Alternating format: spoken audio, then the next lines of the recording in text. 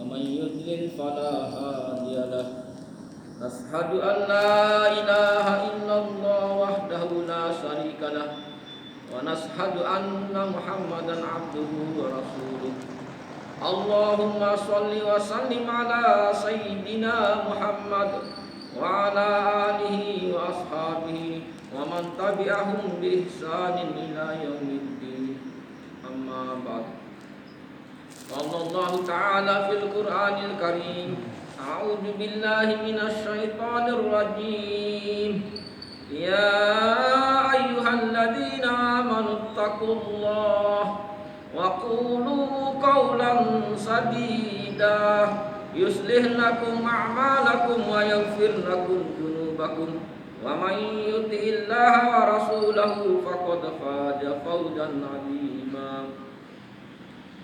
قال النبي صلى الله عليه وسلم جددوا إيمانكم جددوا إيمانكم جددوا إيمانكم وكيف نجدد إيمانا يا رسول الله أكثروا من قول لا إله إلا الله Sadaqallahul Azim, sadaqah Rasulullah Karim. Alhamdulillah, Bapak saudaraku yang masuk maghrib rahimakumullah. Lagi dan lagi kita senantiasa bersyukur kehadiran Allah Subhanahu wa taala. Setiap waktu, setiap saat kita selalu mendapat curahan nikmat Allah Subhanahu wa taala. Nikmat Allah yang Allah berikan kepada kita ini tidak bisa kita hitung. Walau menggunakan alat secanggih apapun, tidak akan mampu kita menghitung nikmat Allah Subhanahu wa taala. Maka lagi dan lagi kita gunakan waktu kita, kesempatan yang Allah berikan pada kita hari ini, saat ini, untuk senantiasa mensyukuri nikmat Allah Subhanahu wa taala. Minimal lisan kita ucapkan alhamdulillah atau kalimat tasbih yang lain. Begitu banyak cara kita bisa mensyukuri nikmat Allah Subhanahu wa taala. Yang jelas segala fasilitas nikmat yang Allah berikan kepada kita ini adalah sarana kita untuk mensyukuri nikmat Allah Subhanahu wa taala.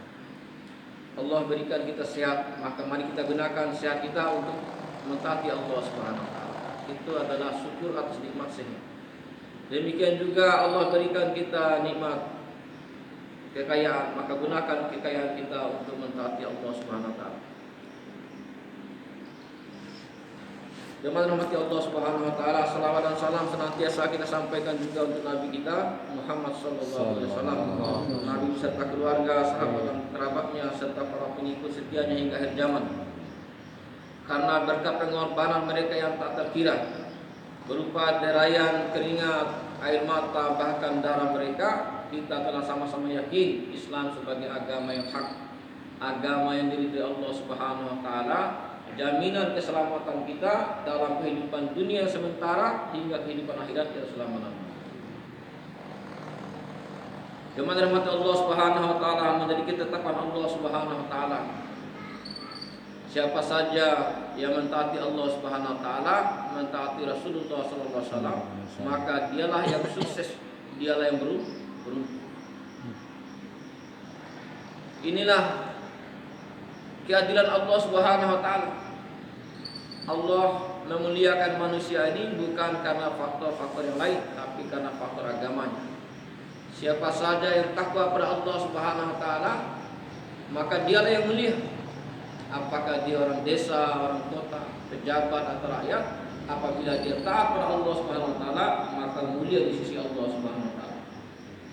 Keyakinan ini harus ada dalam hati kita. Kita tanamkan di hati kita. Jadi ukuran kemuliaan dalam pandangan Allah Subhanahu wa taala adalah ketika kita ini takwa pada Allah Subhanahu wa taala. Maka beruntunglah orang-orang yang senantiasa mengamalkan perintah Allah Subhanahu wa taala, mengamalkan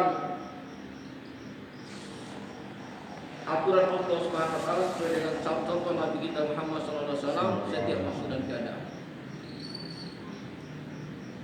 Dan inilah harapan Allah Subhanahu wa taala. Semoga kita di akhir hayat kita dalam keadaan husnul khatimah, dalam keadaan tunduk patuh pada aturan Allah Subhanahu wa taala. Insyaallah amin ya rabbal alamin. Jemaah rahmati Allah Subhanahu wa taala. Allah Subhanahu wa taala meletakkan kebahagiaan kita manusia dalam amal agama yang sempurna, sesuai dengan cara yang contohkan Nabi kita Muhammad SAW. Maka inilah usaha kita hari demi hari, bagaimana kita bisa mengamalkan agama secara sempurna. Sahabat Nabi kita Muhammad SAW, ulama tulis 184.000 ini telah mampu mengamalkan agama secara sempurna, sehingga mereka mendapatkan gelar RA radhiyallahu anhu. Kenapa mereka mendapat keridhaan Allah Subhanahu wa taala? Karena mereka ini ridho dengan apa yang dibawa oleh Nabi kita Muhammad sallallahu alaihi wasallam. Ridho dengan agama Allah Subhanahu wa taala yang dicontohkan Nabi kita Muhammad sallallahu alaihi wasallam. Sahabat Nabi sallallahu alaihi wasallam ini ketika mereka beriman pada Allah Subhanahu wa taala dan beriman pada Rasulullah sallallahu alaihi wasallam, mereka ini sami'na wa ata'na. Mereka mendengarkan dan mereka mentaati. Nah, inilah usaha kita juga hari ini. Kita sudah belajar Al-Quran, kita telah mendengarkan hadis Nabi Sallallahu Alaihi Wasallam. Maka apa yang sudah kita pelajari dari Al-Quran, apa yang kita dengarkan dari hadis Nabi Sallallahu Alaihi Wasallam, kita sama-sama sami'na dan mu'afa, mendengarkan dan mentaati. Insyaallah kita sama-sama. Maka untuk mampu mentaati Allah Subhanahu Wa Taala sesuai dengan sunnah Nabi Sallallahu Alaihi Wasallam, lagi dan lagi kebutuhan yang utama adalah keyakinan yang sempurna pada Allah dan Rasul. Yakin pada kalimat la ilaha illallah Muhammadur Rasulullah. Maka untuk memasukkan kalimat la ilaha illallah di hati ini butuh usaha yang sungguh-sungguh, butuh mujahadah yang tinggi. Di samping lisan kita senantiasa menafaskan, mengucapkan berulang-ulang kalimat la ilaha illallah. Bahkan ahli tasawuf itu sampai 25.000 kali setiap hari Allah memasukkan kalimat la ilaha illallah di hati.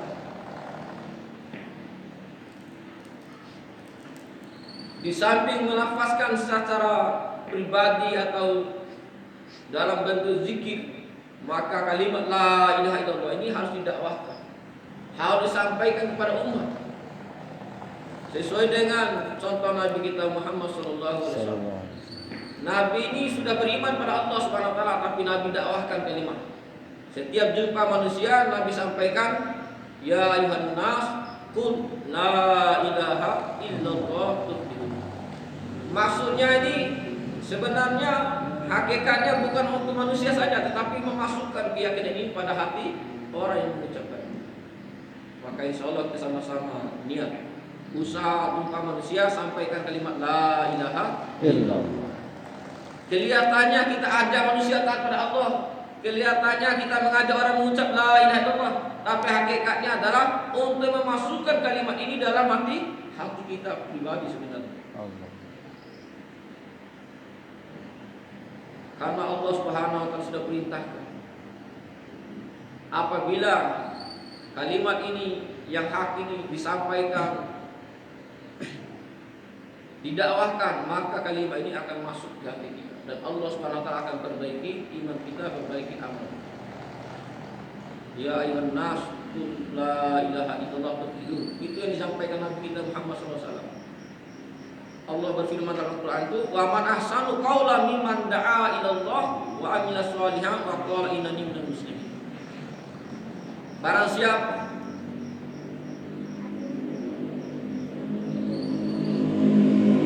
saja mendakwahkan, mengajak manusia kepada kalimat yang hak, yaitu kalimat la ilaha illallah, maka jaminannya Allah Subhanahu wa taala akan memperbaiki amalnya. Maka perbaikan amal ini secara tidak langsung perbaikan iman. Untuk baiknya amal ini maka disebabkan imannya baik. Maka hadirin Allah Subhanahu wa taala, maka setiap waktu, setiap saat kita jumpa manusia, sampaikan kalimat yang hak. Kalimat yang hak yang utama adalah la ilaha illallah. Gimana umat Allah Subhanahu wa taala, kebenaran apabila disampaikan, apabila didakwahkan, maka kebenaran itu akan tegak. Kebenaran itu akan hidup di mana-mana. Suasana agama akan hidup di mana-mana apabila kebenaran ini disampaikan, yang hak ini disampaikan. Dengan sendirinya kebatilan akan hilang. Karena apa? Kebenaran yang kita sampaikan, kebenaran yang kita dakwakan ini membawa cahaya, membawa nur Allah Subhanahu wa taala. Maka ketika nur cahaya Allah Subhanahu wa taala kita bawa kemana-mana, maka kegelapan akan hilang. Hari ini upaya atau usaha mendakwahkan kebenaran ini kurang, bahkan hilang di beberapa tempat. Sehingga yang terjadi apa? Yang terjadi adalah usaha sebaliknya, yaitu usaha kebatilan, usaha menawarkan dunia ini setiap hari, setiap saat, setiap menit, setiap detik. Demikian juga usaha-usaha batil yang lain. Setiap saat, setiap waktu dilakukan oleh manusia, maka apa yang terjadi di mana-mana manusia jauh dari Allah Subhanahu wa taala. Ingat dunia. Ketika manusia lapar, ingat nasi. Ketika manusia mau mandi, ingat sabun. Ketika manusia mau sikat gigi, ingat bersodet. Tetapi manusia lupa ketika ada masalah, ingat Allah. Karena sesungguhnya setiap masalah datang itu sebenarnya datang dari Allah. Sebenarnya ketika datang hujan, yang pertama diingat itu bukan payung, bukan basah, tetapi yang diingat adalah Allah Subhanahu wa taala. Itu sebenarnya. Ketika teman kita datang, bukan diingat ini baru datang, bukan, tetapi diingat Allah. Allah menciptakan teman kita, Masya Allah. Allah memberi hidayah pada teman kita. Allah memberi kekuatan teman kita untuk hadir ke tempat ini. Allah. Inna lillahi wa inna ilaihi raji'un. Semuanya datang dari Allah. Suasana, keadaan, panas, hujan, dingin. Siapa yang menang, siapa yang kalah. Suasana ini datang dari Allah Subhanahu wa taala untuk menguji kita apakah iman kita benar atau tidak. Kalau kita kembali pada Allah berarti iman kita benar. Kalau kita ingat makhluk berarti iman kita masih rusak. Masih rusak. Maka siapa yang mati dalam keadaan rusak imannya, inilah kesyirikan. Dan syirik inilah dosa yang tidak diampuni oleh Allah Subhanahu wa taala. Allah mengampuni dosa-dosa lain, tetapi dosa syirik tidak diampuni oleh Allah Subhanahu wa taala. Zaman Allah Subhanahu wa taala, maka lagi kita masukkan kebesaran Allah di hati kita, sehingga keagungan Allah Subhanahu wa taala tertanam di hati kita. Ketika ada masalah kita ingat Allah Subhanahu wa taala. Insyaallah. Hujan turun terus, ingat Allah. Hujan tak datang, ingat Allah Subhanahu wa taala. Anak menangis, ingat Allah Subhanahu wa taala. Anak enggak ada uang, ingat Allah Subhanahu wa taala. Istri ngambek, ingat Allah Subhanahu wa taala. Anak sakit, ingat Allah Subhanahu wa taala. Ini yang dikatakan Allah Subhanahu wa taala. Allah datangkan setiap masalah ini untuk menguji kita siapa yang baik amalnya. Dan sebaik-baik amal adalah kembali kepada Allah Subhanahu wa taala. Menurut Allah Subhanahu wa taala. Dan ini yang dicontohkan Nabi kita Muhammad sallallahu alaihi wasallam. Jadi keyakinan yang benar ini telah dicontohkan oleh Nabi kita Muhammad sallallahu alaihi wasallam. Setiap ada masalah itu Nabi ingat Allah Subhanahu wa taala. Tawajud kepada Allah Subhanahu wa taala. Setiap persoalan sehingga dicontohkan Nabi kita Muhammad sallallahu alaihi wasallam ini setiap waktu, setiap keadaan tawajud kepada Allah Subhanahu wa taala, ingat Allah Subhanahu wa taala. Jumpa manusia menemui masalah apa saja, ada manusia yang senang, ada manusia yang tidak senang, ada manusia yang membenci, ada manusia yang senang. Nabi doa kita mana? Nabi mengabdi pada Allah Subhanahu wa taala. Sehingga Nabi ini kurang tidurnya malam-malam. Kenapa? Bukan untuk siapa-siapa, tapi untuk umat. Bagaimana Allah Subhanahu wa taala sayang pada umat, menolong umat, mengampuni dosa umat manusia. Maka diri Allah Subhanahu wa taala jika masalah perang Badar, perang pertama Islam, Nabi telah doa panjang-panjang.